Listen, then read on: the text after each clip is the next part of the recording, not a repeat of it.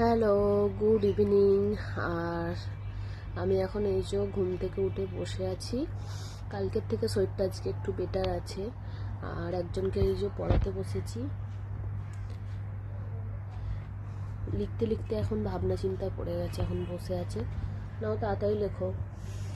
আর আজকে আকাশটা খুব সুন্দর লাগছে সন্ধ্যাবেলায়। দুপুরে ভালোই বৃষ্টি হয়েছে, বিকালের দিকেও হয়েছে।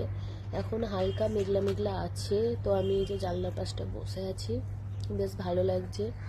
আর মেয়েকে এই যে লেখাচ্ছি। তো আমি তোমাদের বাইরেটা দেখাচ্ছি, দাঁড়াও।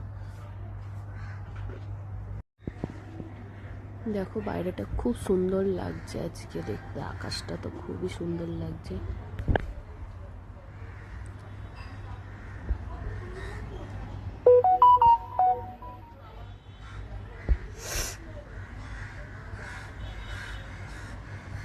তো আমি বিকালে পড়াই।